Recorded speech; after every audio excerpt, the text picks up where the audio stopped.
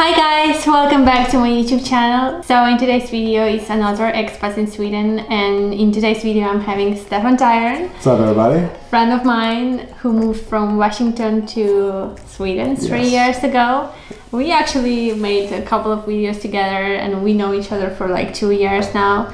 And I want you to tell your story. Your story is really interesting to me because it's pretty similar to mine. You also moved to Sweden because of a girlfriend. Well, in my case, because of my boyfriend. So I'm gonna ask you some questions and I want you to respond to it.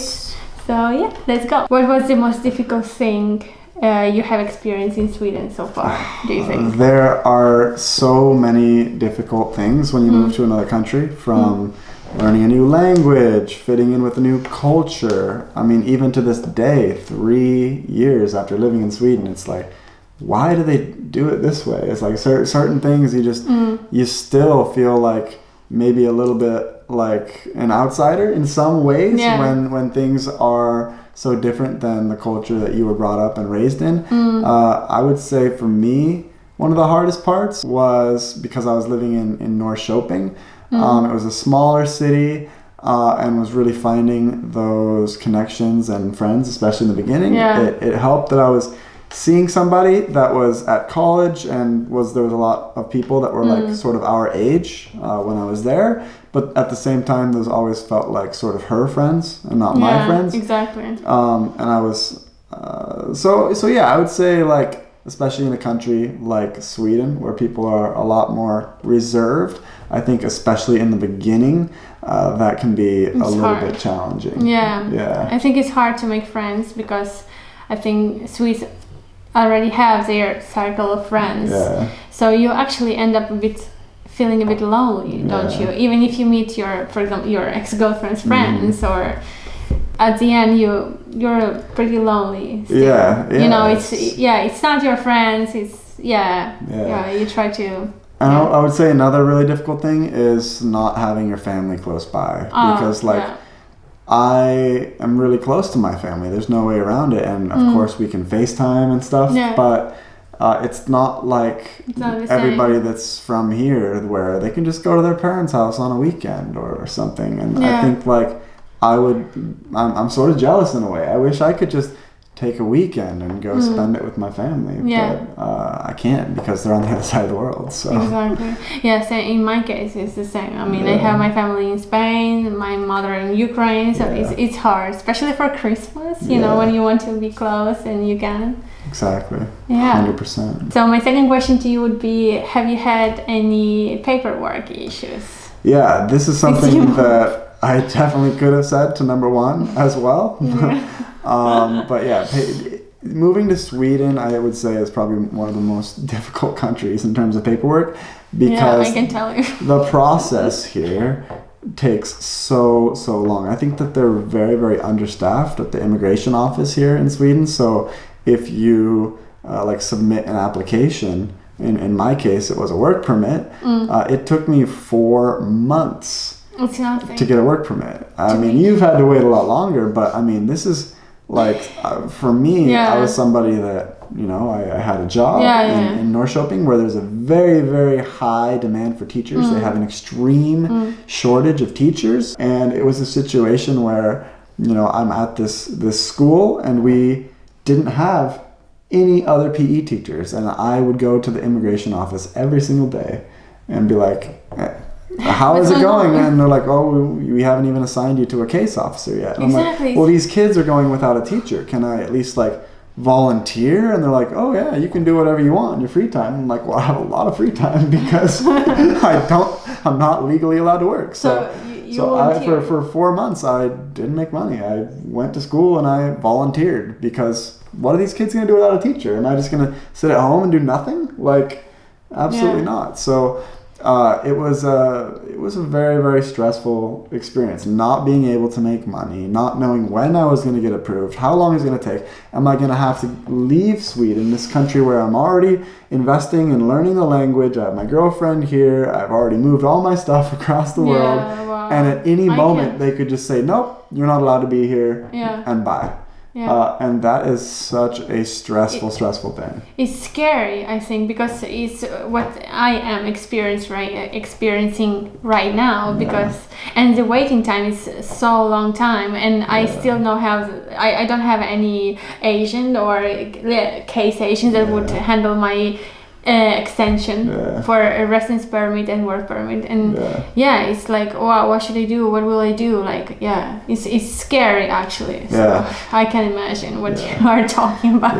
Not fun. And have you had any doubts and wanted to move from leave Sweden and move back to the US? If I've had any doubts about wanting to go back to the US, I would say I've never really felt like I want to go back to the US completely. I think like I've changed so much in living in Sweden. Like when I was in the US, I was in high school and then I was in college, and I basically right after college I moved to Sweden. So it was really hard for me to like say, oh, I want to give up this life that I'm building here to go and start from scratch, because like all my friends and stuff in the US, they're all sort of, we're still friends, but everybody's lives are sort of going in different directions. I mean, people are getting married, people are working in different jobs and doing different things and spread around in the country doing different things. And for me, I've always felt like I want to make it in Sweden. I've always sort of... No matter what. Well, and I've always sort of had my eyes set on, okay, I want to get citizenship in the European Union. And in Sweden, I was like, all right, 5 years in Sweden and you can apply and become a Swedish citizen. And so for 5 years. For me, I've always sort of like had that goal of like at least 5 years, and then I can decide. But even after I get Swedish citizenship, I mean, Sweden's such a good country, and I do completely have my life here. Maybe I'd like to get away in the wintertime because I don't like the cold. Like every Swede do, like, Exactly, but it's never been like, oh, I want to move back to, Vancouver, US. Washington, or Portland, Oregon, the area where I'm from. I think if I did move back to the US, I'd think like maybe like New York or Miami, like either get the warm weather in Miami and this whole vibe, or like New York. It would just be like a really cool experience. But it's not like I would say that I've ever like regretted my decision moving here, or like been really, really dead set on moving back to where I was from, because I'm really adventurous. You know, I don't want to go back to the thing that I already know. I think if anything, I've wanted to go travel through more countries. And I think that after I get Swedish citizenship, that's something I could definitely see myself doing, because I love languages, I love different cultures, and I feel like Sweden is sort of the home that I've made. So I want to pursue that citizenship. But then once I get that, I can go travel to other countries and see other things, and always come back to Sweden. Yeah. So you don't want to settle yet. You want to travel around. Not completely. Like I'm trying to learn Spanish. So I think it'd be cool to like live in Spain for a year, you know, and learn Spanish, because so much of the world speaks Spanish. Or you know, before you turn 30, you can do the 1 year work and travel visa in Australia. That would be really cool to see that part of the world. Or when I got into YouTube at first, I was really interested and excited in like watching travel vloggers that was in Southeast Asia. So I'd love to like live in Thailand for a year, or live in Bali for a year. Like these sorts of things are what has really been like what I've wanted to do. So I would say like I've never really had these doubts of like, oh, I want to like give up my life here and move back to where I was in America. But I have had these like on these cold, dark winter days in Sweden, I'm like, I wish I just could go live in Bali for a year and then come back to Sweden after that. But I've never done that because I don't want to mess up the paperwork and going through the immigration office and everything. It's like, I need to get the citizenship first, and then I have that freedom to come into Sweden whenever. Because I never want to go through that process again of like not making money for months on end and having no idea when I would get that paperwork. It's crazy. Like, really tough feeling, like, and you are, I think you see this as an opportunity, not as something that it's not like you don't feel like you waste your time. You see this as an opportunity to see more, to experience out there and travel around. Definitely. Yeah, you live in Europe, so let's go around and see around. Exactly. Yeah, that's so cool. And when I first moved here, I was 22 years old, and when you're 22, you're so young, and I was in this mindset of like, oh, I just want to travel so much and just see everything and do everything. And now after living in Sweden for 3.5 years, I've traveled through most of the European countries that were on my European bucket list. You know, I've seen Spain, Portugal, Italy, France. You know, I've been to the Netherlands and seen Amsterdam. I've been to Croatia. You know, I've been to Denmark. All these places, like all around Europe. Been to Poland. You know, Germany. All these places, and it's been, you know, absolutely amazing. And I think that's the one thing is like I want to explore more of the world. I want to see more of what's out there. What's out there, yeah. But I still identify like with Swedish culture so much after living here that's still on hold until I'm able to have the Swedish passport and be able to come back to Sweden whenever I want without any worries or stress. Basically, that's so cool. Yeah. Actually, I should take an example because I really stress. I'm really stressed, and when I think about this paperwork and everything, I sometimes think what maybe I should move back, but no. I also wanted to see it as an opportunity. Yeah. You could get Swedish citizenship in 3 years. Oh, really? Yeah. Some people say 4 years, some people say 3 years, some people say 5 years. I don't know, you It's guys. so different. Go to immigration agency and read. There's so many different... I'm sort of an expert on this because I've spent a lot of hours on the immigration office website and going into the offices. And if you are living with a Swedish partner and you have the Sambo visa, Sambo is like somebody that you're living with. If it's a romantic partner, then if you're living with them for 2 out of your first 3 years in Sweden, then that's what you need. So there's literally people that can come to Sweden and in 3 years apply for citizenship. But I don't have any visa. I don't know if to call it, it's just a residence permit and work. But the reason is because I moved to someone in Sweden with the Swedish citizenship. Yeah, well then it's a Sambo visa. Oh. Yeah, so you could actually in 2 more years then. Yeah, but the thing is, you could apply at the same time. But I don't know because I have a non-European Union passport. I don't know if it differs or not. So it's a bit twisted and tricky, and even Swedes they don't get it. Like immigration agencies, they don't get it. It's tough. The people that work at the immigration office, they are nice people. They want to help. Yeah. But they're so overworked with the amount of work that they have, and every case is so unique and so different. It's and investigation out there. I've had so many instances of one person telling me one thing and then talking to another person and getting a completely different answer. To me. And that is something that is so frustrating. I wish that they could streamline the process. And in a lot of countries, like in Germany, you can go to Germany and within 2 weeks you have your permit. Like they decide a case within 2 weeks. And here it's like people wait for years and years and years. And I'm in like an American in Sweden Facebook group. And when you apply for citizenship, they have like a slow pile and a fast pile, and nobody knows what you're gonna get. So like there's some people, they like talk about, oh, I just applied for my citizenship today, and then like 2 weeks later I just got my citizenship. And then there's like, well, I applied for my citizenship back in 2017 and I haven't heard anything, like 3 years ago. Yeah, you guys. It's like, how does that work? Knowing every case is like an entire world, so you guys have to definitely read before you apply and like get to know stuff before you move here to Sweden, because it's like a world. I'm really hoping that I don't get put in the slow pile. In what ways Sweden has changed you, would say? Oh, I think Sweden has changed me in a lot of ways. I think for one thing, Sweden has taught me to be like more relaxed and patient. I would say maybe I'm a little bit quieter, a little bit more shy than before. Like when it's hard to say actually. I'm a little bit more calm. Like I think in America, I was never the crazy or wild one in America because a lot of Americans were always more louder and outgoing and stuff. But in Sweden, I feel like the outgoing one because a lot more people are more mellowed out. Yeah. But then when I go back to America, it's like even more shocking when people are so outgoing, because I'm like, wow, I'm not really used to that.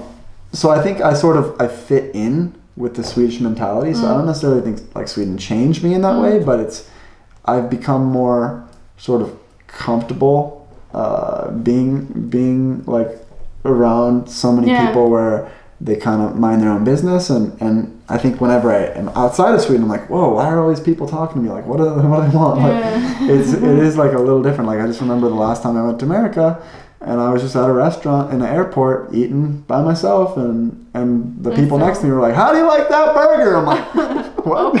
I'm not used to strangers just like, do I know you? Like, go down. Because here in Sweden, it's like the only time like strangers come up to me, it's usually to say that they like seen me on YouTube or TikTok or one of these sort of things. But in America, I'm like, there's no way this guy subscribed to my channel. Like, I have like 10% of my audience in America. Like, it's nothing. But I think it's also in Stockholm is like this. It's more like people are like more serious, because if you go to Göteborg, Gothenburg in the south, they are different.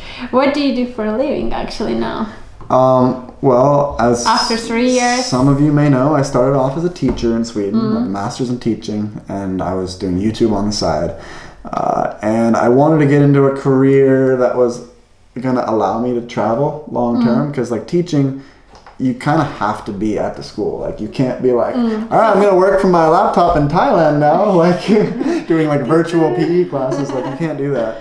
And I think, have to be physically there. Yeah, and I think from pursuing YouTube, it sort of gave me the skills of like, this is how you make videos, this is how you edit videos, this is how you talk on camera, this is how you market something. And I got a job with a startup here in Stockholm that is basically, it's a platform for sports teams to communicate, to help their players get better, to analyze their team's performances, statistics, video analytics, training planning, all this stuff. We built everything into this app, and it's been a really, really exciting company to work for, because we've got, maybe 60 employees and affiliates now around the world. When I started a couple years ago, it was only like 12 people, and now we're like much bigger in the year and a half that I've been working for them. So it's exciting to see a company, a startup, and working in this fast-paced environment like that we're growing, and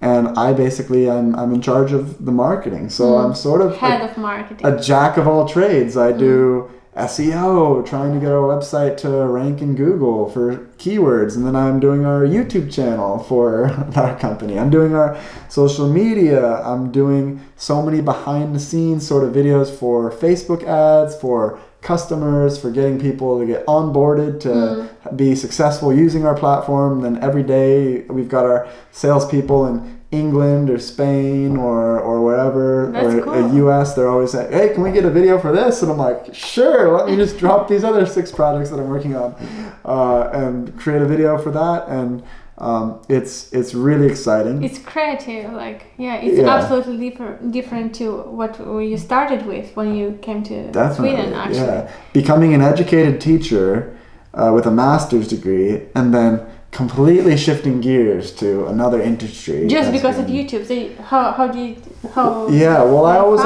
always curious about starting online businesses, and I had been coaching soccer back in the US, and I had a blog about coaching soccer, which still to this day gets thousands of visitors every single month. So when I came into my interview for this company, I remember them asking, they were like, okay, well, we have people working or that are applying for this position that have master's degrees in marketing and have really strong education in marketing, and you don't have any education in marketing. And at this time, I had my YouTube channel around like 50,000 subscribers, and I had my website with the soccer that was like 5,000 subscribers. And I looked at it, and I'm like, all right, do you want to hire the person with the degree in marketing that's never done it before, or the guy that taught himself how to do everything and built a website around soccer that you guys are trying to build that already is ranked in the top 10 on Google for all these keywords and gets 10,000 coaches a month coming to my website, and I know how to do videos, I know how to talk on camera, I know how to do everything? Or would you rather hire the guy that's learned the theories in school? Exactly. And they go, Yeah, we like you. You've already built. You know what you're doing. So it's been, ever since then, it's been a perfect fit. I would say my employers are very, very supportive. And you're happy with that? Yeah, I think that finding good people to work with is the most important thing, and it's been exciting. It's a product that every single day there's new and exciting things happening, and you know, our CEO. He always comes in and gives exciting updates about, oh, we just have this new client in England that has 100,000 people that are interested in our platform, and you know, it's just like exciting things like this happening like every time we meet, that it's just like I've sort of become numb to it. Like it's like, oh, 50,000 people in Barcelona want to use our app. Cool. And like before I was like, wow, that's insane. And now I'm like, that's insane, but I expect it now. It's like, that's so cool. But it is exciting to work with. Yeah, so you got different opportunities here in Sweden. You never know. You just you start with one thing and you end up doing something absolutely. You never know. Yeah, it's crazy. If someone would ask you to move to Sweden, what would you recommend? It depends. I mean, for me, I walked into... Would you recommend move because of someone? Yeah, I think like if you're really interested in traveling, Sweden is a really great country. It's safe. Everybody speaks English.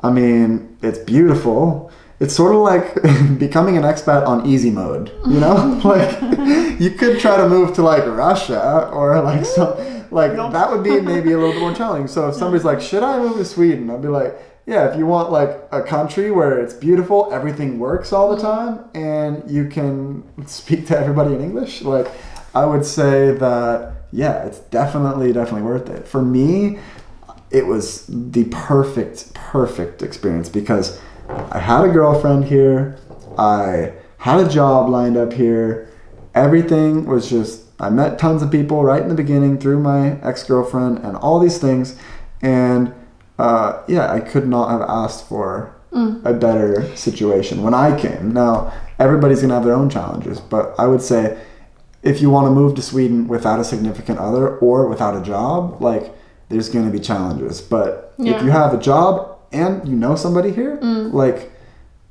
why not? You know, you only live once, and it's a really cool country. Yeah, what I would not recommend is to just leave everything and just move. Yeah. With no reason, because it's hard. It's really hard. I mean, Sweden has a good side, but also a bad side. And for example, it's not nice in winter. It's dark and cold, and you know, and there's a Swedish language that you have to learn, and of course if you don't have the heavy reason enough behind there, it would be tricky, because it's already tricky for us. It has been for you, this paperwork and everything, and for me it's still being hard. Even I have someone here, it's hard. So you guys, you have to have a reason enough. So I think that was it. That was pretty cool. It was really cool, actually, to make this kind of natural questions. Yeah, it's fun. This is stuff that I haven't even talked about 100% on my channel. So. Yeah, but I wanted really spontaneous. So I think I got it. So thank you again. Thanks for having me. Always a pleasure. So you guys, if you have any questions, don't forget to leave your comments down below. Check out Stefan's YouTube channel because he has a lot of nice stuff out there. And thank you guys for watching, and see you guys in the next video. Bye!